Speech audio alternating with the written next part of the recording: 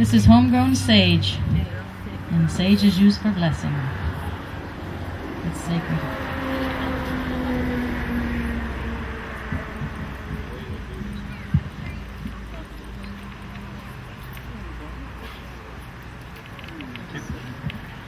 Turn around and he's going to tell us. Sage is very significant in our culture. Not only sage, but sweetgrass and Indian tobacco. And what we do is to acknowledge the Creator. We give thanksgiving for all of our relations. And I look at our brothers and sisters out here, and we're brothers and sisters. We look at those trees out there. Those are our relations.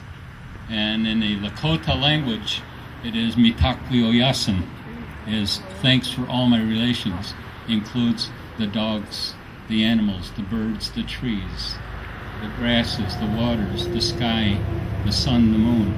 That's part of creation. We acknowledge all of it. We are forever thankful for those gifts from the Creator. So I'm just taking a few minutes. This is ceremonial sage. And I'll ask the people that are involved with the painting, just simply come up here and I'll put the sage out to you. And just kind of wash yourself from the sage here. Just come on up here and line.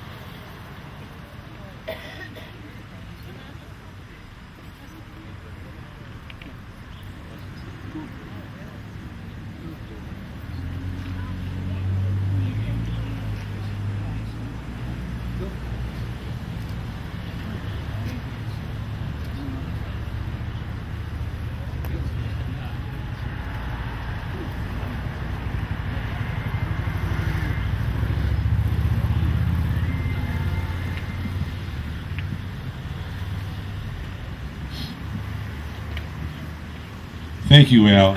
That was a great history lesson, wasn't it, for everybody? Oh, the eagle feathers. You want to tell us a little about the eagle feathers?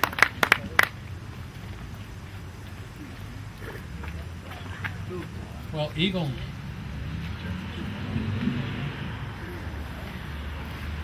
eagles are the leader of all the birds, and eagles fly the highest and the closest to our Creator, so they are very special to all Native Indigenous societies across, not only in America but elsewhere in the world. And about a month ago, I believe there was an eagle went down up at Sodas Point, and Mark has contacted me, and I am an eagle feather carrier. I bear eagle feathers. I'm a veteran, United States Marine Corps, and they're very special to especially veterans. And I simply went up there. They didn't know what to do with it, but they called DEC, came down and took care of the eagle carcass. And I understand the state's role and the federal role in terms of protection. They've been removed from the endangered species, and they're doing a good job with restoring the eagle population in the north areas. And I know it's growing across the state of New York.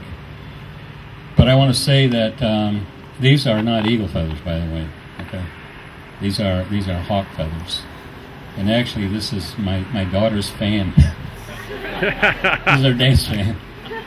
But for me to carry eagle feathers, I do have a permit. And an eagle, we don't go out and kill eagles. The way that occurs for Native people, who are the only people that can can hold eagle parts. On a federal level, there are repositories across the country. There's one in New England someplace, there's another one in Colorado, and my eagles came from Ashland, Oregon. So I met with the DEC officer, and I did mention that I do carry an eagle permit. I've got 2 eagles. And so there's a wait list to obtain eagle parts. And the first eagle that I applied for, it took me about 3 years to get an eagle. But they are found, in Alaska, up in Canada, the United States, they're found all over. And, they could have been poisoned. They may have been electrocuted on a power line. They may have been hit by a car or pesticides. And it's those eagles that the DEC collects and puts them to the repository to determine cause of death, and that's exactly what happened here. But apparently there's a good number of nests, I guess, up near Sodas Point. Yes. And I went down to eagle feathers and took care of my business up there. But then, of course, the DEC took the eagle back for examination, determine the cause of death, because that's important. Because if it is pesticides, they need to, be informed about it. If somebody is shooting eagles, and people do that. When people, non-native, unfortunately, take eagles for those reasons, it's very wrong. It's a wrong thing to do. But you see, when they put money, when money is involved, they'll go to those extremes. And I think you ought to know that people will do those things. And as I mentioned, for Native people, there's a wait list.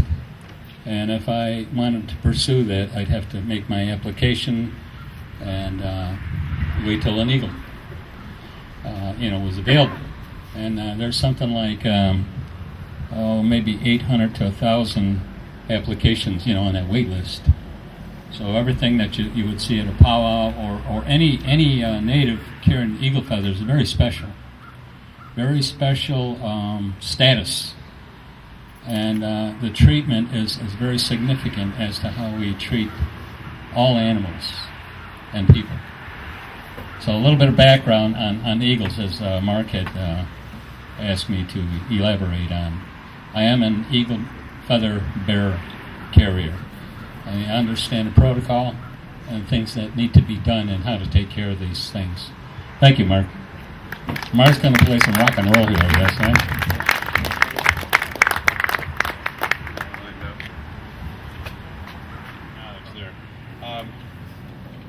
I just want to close the dedication with, the reason I'm singing this song is because it's appropriate for this mural. I got called to go to Glens Falls, New York, for a mural presentation on May 8th. I used the GPS to get there, to make the presentation, but I put the GPS under the seat to come home. And on the way home, I saw 2 rainbows.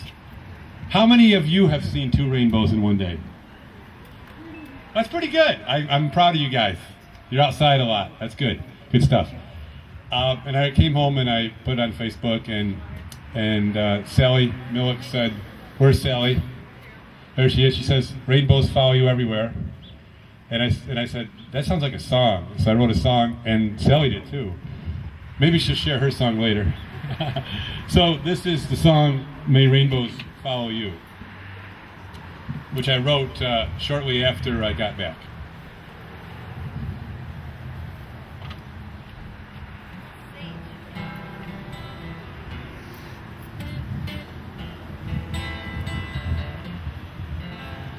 May the rainbows follow you wherever you walk, wherever you go. Dance on raindrops and grass with dew, grass stained jeans and mud between your toes. Feel the sun on your face, see the clouds shadows race. Watch the hours fade into days. Watch the years slip away. Take a walk down that path. Follow your dreams, make them last. See the wind blow through the trees. See the flowers bloom beneath your knees. See the waves crash on the shore. See the sun set on heaven's floor. Everybody, may the rainbows follow you wherever you walk, wherever you go. Dance on raindrops and grass with dew. Grass-strewn jeans, mud between your toes. Hear the birds sing in the trees. See the squirrels rustle in the leaves. Lie on your back, watch the clouds.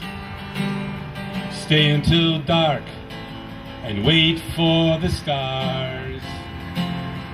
Then walk home by a moonlit path. Hear the cicadas guide you back. Don't let the child in you slip away.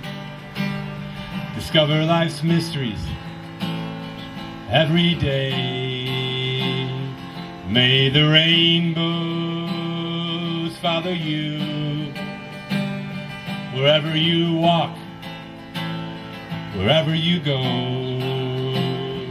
Dance on raindrops and grass with dew. Grass-jean jeans, mud between your toes. Feel the sun on your face. See the clouds, shadows race.